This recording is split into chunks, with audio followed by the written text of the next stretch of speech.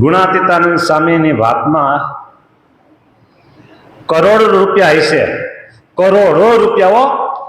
હા, આજ તો કરોડો રૂપિયા બહુ નો કે આશે ન લાગે, પણ તેથી કરોડો રૂપિયા કે હશે તે કાંઈ કામ નહીં આવે. ભગવાન ભેજાય છે ને એટલું જ કામ આવશે. તે જ્યાં હશે ત્યાં એમના એમ થશે. બરાબર. તે 18 કરોડનું સ્વામી કે એ 18 કરોડ રૂપિયાના ઘઉં લઈને પછી ભગવાન ભેજા હોય તો કેટલું ભજન થાય કે 18 કરોડ બોલો.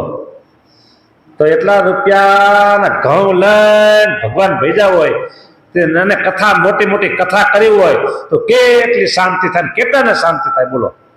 હે,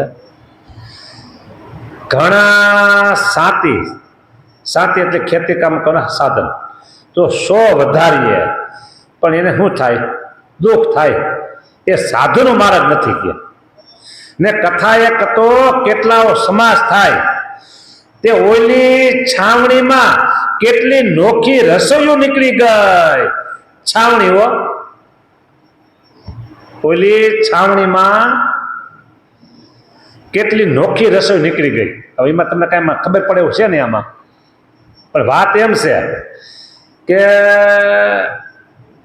સ્વામિનારાયણ ભગવાન 1886માં આ લોકમાં એ અંતર્ધાન લીલા કરી. 1886 એટલે કેટલા વર્ષ કહેવાય ને? 86 એટલે 14 વર્ષ. બરાબર. ત્યારે 1800 પૂરો થાય ને, 14 વર્ષ. 14 વર્ષ એ અને 12 વર્ષ બીજા 1912. 14 ને 12 13 26 વર્ષ થાય ને. 26 વર્ષ પછી સ્વામિનારાયણ ભગવાને અંતર્ધાન લીલા કરી. ત્યાર પછી 26 વર્ષે આચાર્ય શ્રી રઘુવીરજી મહારાજે વડતાલમાં 6 મહિનાની, કેટલા મહિના? 6 મહિનાની શિબિર કરી. અત્યારની ભાષામાં શિબિર, અને ત્યારે એમ કીધું છાવણી. શિબિર કરી. બરાબર. હા, એમાં બધા મંદિર, જુનાગઢ મંદિર, ગઢપુર મંદિર, ધોલેરા મંદિર, બધા મંદિરથી સંતોને ખાલી મંદિરમાં સેવા પૂજા થાય ને એટલા રાખ્યા. બાકીને બધાને ત્યાં વડતાલ બોલાવ્યા. હવે એમાં ગુણાતીતાનંદ સ્વામી મુખ્ય કથા વાર્તા કરે. નિત્યાનંદ સ્વામી કથા કરતા, ગુણાતીતાનંદ સ્વામી કથા કરતા. અને એવી ત્યાગ અને વૈરાગની વાતો કરીને, ત્યાગ અને વૈરાગની વાતો કરી એવી. એટલે કોઈ જુદી રસોઈ કરી અને થોડોક સ્વાદનો ચટાકો કરતા હતા. કોઈ જુદી રસોઈ કરી અને સ્વાદનો ચટાકો કરતા હતા. એ રસોઈ બંધ કરી દીધી. આપણે બધા હાલો પંક્તિમાં જ હવે જમવું કે જુદું નહીં. મનગમતું તો સારું થાય એ બધું બંધ કરી દીધું અને પંક્તિમાં મહિના જમવા. એ તો થયું. ભંડારી જે હતા ને, ભંડારી, એને કીધું એ કે પેલા શરૂઆતમાં ઘી આટલું વપરાતું હતું મીઠાઈ બનાવવામાં. હવે મીઠાઈ કોઈ જમતું નથી કે બોલો. હા, આ ગુણાતીતે તો બહુ કર્યું કે બધાને ત્યાગ વૈરાગ વાળા કરી દીધા કે. હા, એવી વાતો ત્યાગ વૈરાગની કરી. તે મીઠાઈને બધા નહીં લઈ લીધા. આપણે મીઠાઈ ન ખાવી બોલો. હા, એટલે એમ કીધું કે ઓલી છાવણીમાં કેટલી નોખી રસોઈઓ નીકળી ગઈ, સમજા ને.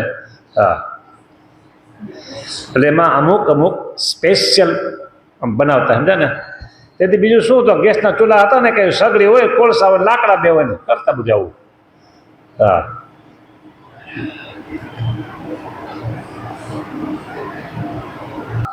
ત્યાગ વૈરાગની વાતો કરી એ જુદી રસોઈ જે કરતા હતા ને બધી બંધ થઈ ગઈ હો. હા, અને નોખા આસન નતા એ પણ નીકળી ગયા હો. હા, સુવા બેહવા માટે પૈસા આસન બનાવ્યા એ બારીમાં પવન આવે ને એ નીકળી ગયા. ત્યાગ વૈરાગની વાતો સાંભળી ગુણાતીતાને સમજો આવું કામ કર્યું ગુણાતીતાને સમજે. હા, અને દ્રવ્ય તો ભેડું કર્યું કે આપ્યું તે રહેવાનું નથી. નસીબમાં હોય તો રે. માટે નિષ્કામી થાવું, નિર્લોભી થાવું, નિસ્વાદી થાવું, ત્યારે ભગવાન રાજી થાય. નિષ્કામી 8 પ્રકારે અબડા કેરો ત્યાગ કરે તે ત્યાગી, વિષય થકી વૈરાગ પામ્યા તે મોટ થતા વૈરાગી. 8 પ્રકારે સ્ત્રીનો ત્યાગ. નિર્લોભી વર્તમાન, દ્રવ્ય પોતે પોતાનું કરીને રાખવું નહીં અને પોતાનું કરીને બીજાને સાચવવા દેવું નહીં. એટલે બીજા પાસે પણ રખાવવું નહીં. આજે તો બેંકમાં થઈ ગયું છે. હું એમાં ક્યાં પૈસા રાખી, ક્યાં બેંકમાં પડ્યા છે, અમારે શું લેવા દેવા, પણ તમારા તો છે ને. હા, એમય નહીં. નિસ્વાદી, ભગવાનની ઈચ્છાથી જે કંઈ મળે બસ ભગવાનને સંભાળી અને મેળાવી અને જમી લેવું કે. એટલે સ્વામી કે નિષ્કામી થવું, નિર્લોભી થવું, નિસ્વાદી થવું, ત્યારે ભગવાન રાજી થાય. આ સમાગમ મેળો છે તે કોઈ પૂર્વનો સંસ્કાર ભારે છે એટલે મેળો છો, નકર મળે નહીં. બોલો, તે સમાગમ કરવા સારું આવ્યા છો ને જે નથી આવતા તેને ભારે પાપ છે. જો હવે આમાં કેને કેવું, આ સમાગમ કરવા જે નથી આવતા એને ભારે પાપ છે બાપા. શું કરું? એ તમારે આજુબાજુ એને કહેજો કે હાલો સમાગમ કરવા. નહીં આવે તો પાપ સમજવું. તમારા ગુરુ કેમ દેખાતા નથી? કે તમારા શિષ્ય શું નામ છે? ગુરુ તમારા. અરે તમારે 2 ગુરુ માનો છો? લ્યો ભાડે કરી તઈ. હા, હમણાં દેખાતા નથી કીધું. કેમ? ઓહો,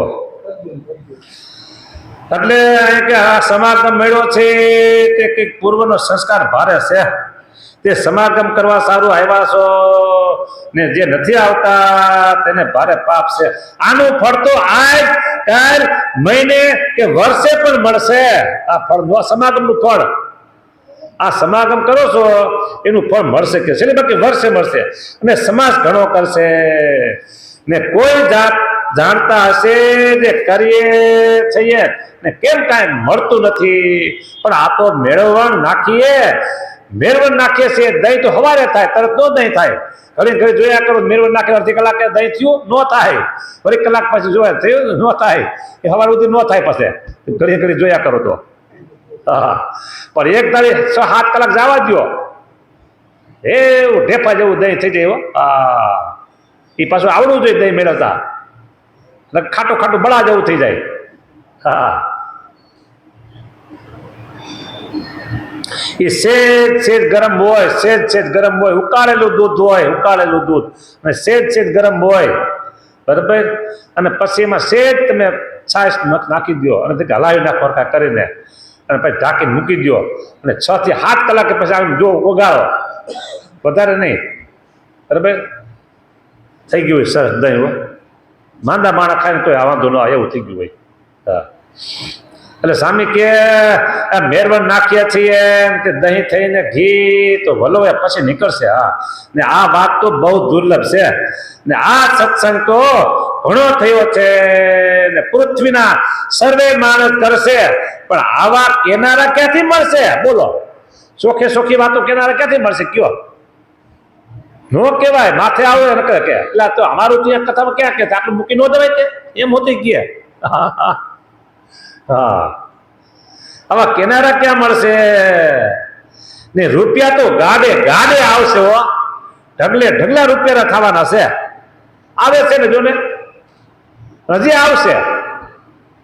રૂપિયા તો ગાડે આવશે અને હવેલીઓ પણ થશે. જો કેવા એ આ મંદિરમાં જુઓ તમે કેવા કેવા બિલ્ડિંગો થઈ ગયા છે હો. સંતોના ઉતારા કેવા, હરિભક્તો માટે ઉતારા કેવા, કે પૈસા વિના થાય કઈ? આ શિખર તમે જુઓ તો સોનાના શિખરો થઈ ગયા છે હો. હા લ્યો, ગુણાતીતાન સ્વામી કે થાય તો થયું જો ને બધે. હા હજી તો એક બાકી છે થવાનું. ગુણાતીતાનંદ સ્વામીનું વચન હજી એક બાકી છે હો. કહી દો કયું વચન બાકી છે? પાંદડે પાંદડે સ્વામિનારાયણ સ્વામિનારાયણ થાય. આખું બ્રહ્માંડ સ્વામિનારાયણ સ્વામિનારાયણ કરશે. ભલે આપણે જોવામાં વારો નહીં આવે પણ થાય. આ તો થઈ ગયું જો ને. આ વાત તો થઈ ગઈ કે ન થઈ ગઈ કયો? હે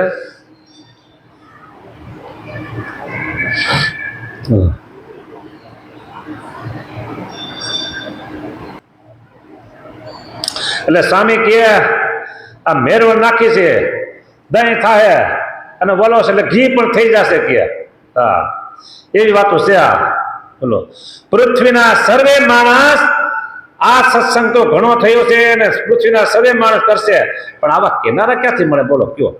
ચોખ્ખી ચોખ્ખી વાતો ન કયો, માથે આવે એટલે તું અમારું અહીંયા કે છે એમ કે.